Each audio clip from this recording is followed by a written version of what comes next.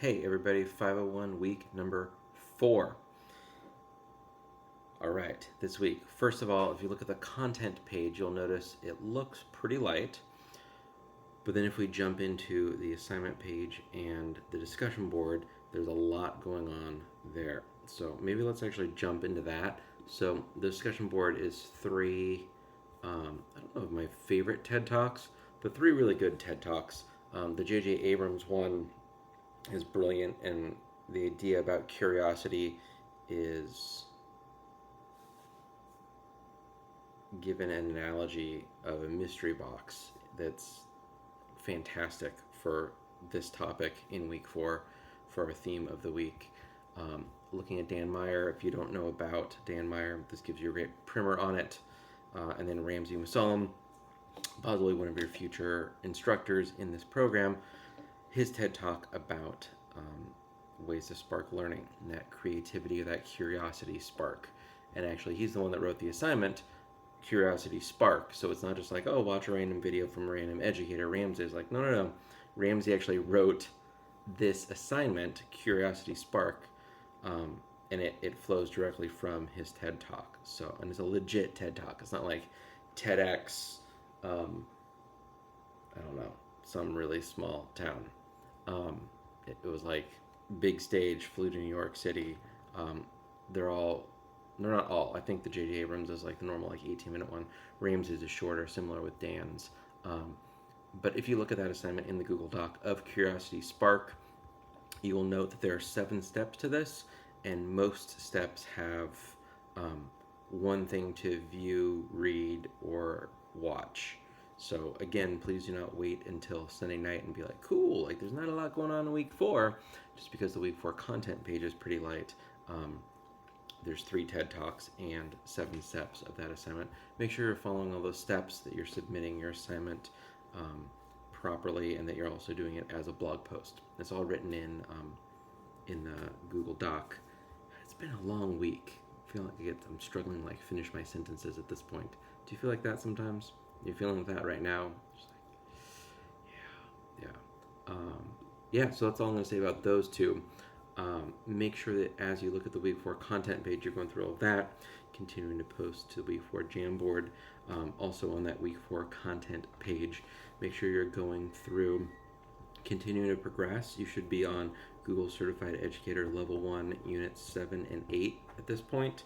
And then in week 8, more news about that. We're not going to talk about that, the details of that just yet. You can look ahead in the assignments and in week 8, but you should look at, continue to look at the units. That's an important step of this course. Otherwise, there's just way too much. So that little bit that says Google Educator Level 1 Certification Review, that's a pretty big chunk, even though there's not content embedded in that page. The last thing, I'm going to share an analogy with you that I think makes sense, and it takes a couple different things that a couple different leaders in AI have shared in the last week or two.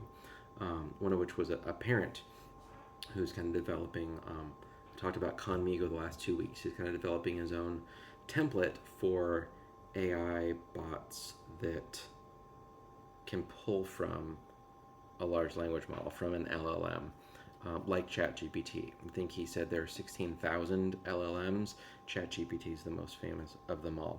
So there's a couple different ways I'm going to try and describe this for you. The one that I've heard that I think doesn't quite work, but that is going to kind of get us in that first step, is that the iPhone, when the iPhone was announced, my goodness, it was like, this is amazing.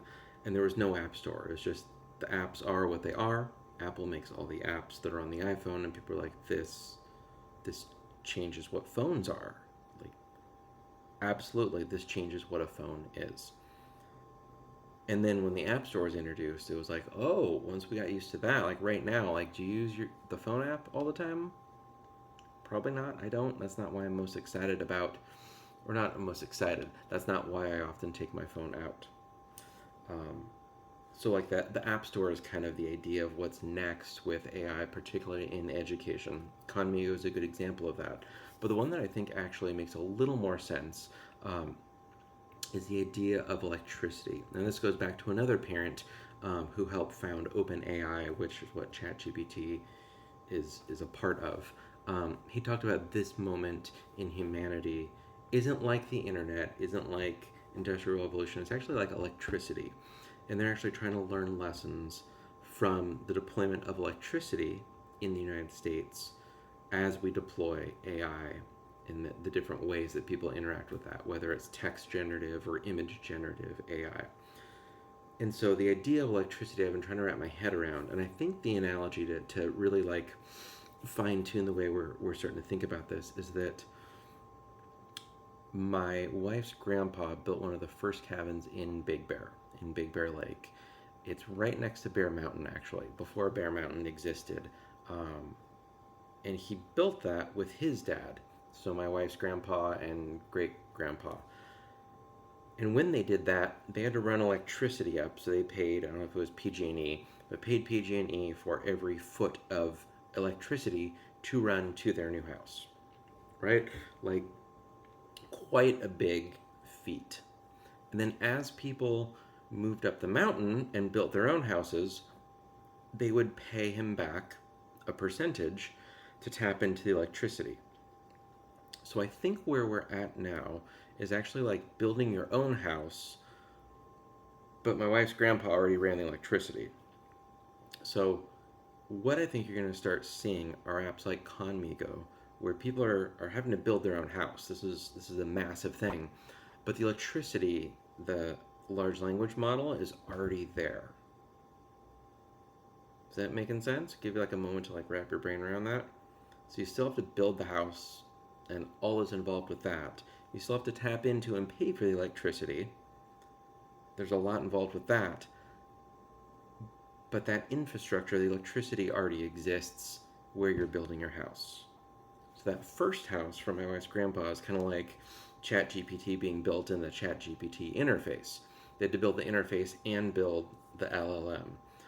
And now these other companies are able to tap into that LLM, the large language model, and build their own apps. And so this is what that second parent is actually doing, is trying to build kind of a template so that other businesses can actually deploy ChatGPT, but make sure that it's their brand, their style, their ethics, their like blocked terms and whatever. You can have kind of your own custom version of ChatGPT essentially.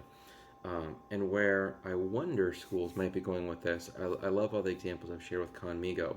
An example I heard from this parent is we might be working as a school, or like the idea was shared, not even sure if it is possible, that we can actually deploy like a ChatGPT instance as a chatbot in our internal, it's like the intranet. We call it the Bears layer because there's my shirt, the Hillbrook Bears. So it's the Bears layer. You log in, username and password, students see their schedules, teachers see their schedules, do the grades, can post assignments, can grade assignments, the grade book, like what we do in Canvas. But it also has like the directory. Parents use it for kids' schedules, kids' homework, for like random resources, for community events. But you have to know where to click on all of this. So then you log in, you go to the resource page and you're like, let's look up family fun night. Let's look up back to school night. Let's look up my kid's schedule. When do they have PE and need uniforms? What's the lunch schedule? You have to know where all of these different things are. Where are the medical forms? Where am I scrolling to get to that? This is me scrolling, by the way. The idea is that you still have to build the house, right? But electricity already exists. We can pull in ChatGPT for the LLM. And once you're logged in, you could just say like, do any of my kids have PE today? And boom, it can pull from the database that you're logged into, the Bears layer in this case, and be like, yep, your second kid has PE today. I almost knocked over my water. Ooh, but it's closed, so we're okay. You could say like, what are some upcoming events that I might want to go to as a parent? The sixth grade welcome back coffee event is happening here, and whatever. So you don't have to type in and search and know where to go, or like put in like the parent WhatsApp group, hey, what's the thing? So that's an idea, and I wonder what that looks like for schools, for administration, for communication, what that looks like for you as a teacher, if that's something you're like, oh, I would love that, but our school doesn't have a version of that. Like, once that starts to become available, these are things that I wonder if teachers might be able to deploy to better support parents and students and community at large. So yeah, that's this week's kind of random thought on that. If you've not played with Conmigo yet, at least read a little bit about it, find a way to hear Sal Khan talk about it a little bit. Again, it's outside the scope of this, so I'm not going to link to it or whatever. But it's one of those that as we start to think about, and as you're going deeper into the tools around being a Google certified educator, start to look critically about where Google is going to start to infuse their own version of AI. They call it Google Bard, B-A-R-D. Where does Bard come into play, and what's going to start to be automated? Even right now on, let me check, my Concordia email, if I start a new message, it's just like a regular email, right? If I go to my personal Gmail and go to start a new message, I want to not write to any of these people. I can click. There's AI built in, help me write. I can type in the prompt. My phone is in the way. I'm using my phone as the camera. Write to my grad students, reminding them to check about Google Bard. I don't know. I'm going to click create. And right now, there is 2 full paragraphs to you. I'm not going to use this. This is not helpful. I can go to insert. I can go thumbs up, good suggestion, bad. I can recreate. I can refine it and make it more formal. And just as I'm describing it for you, I've had 2 versions of 2 emails. Wow, this is like a 5-paragraph email to you. Shorter first than the second one.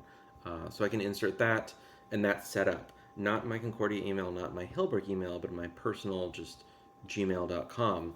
I have that ability to like instantly write stuff. So you're going through Google Certified Educator Level 1.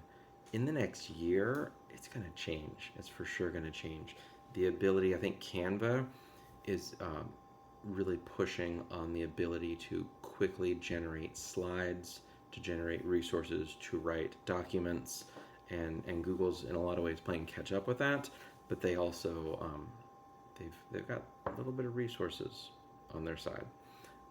So be mindful, be kind of use your kind of critical eye on some of these resources you're looking at, and start to ask yourself, like, where might this change in the next year?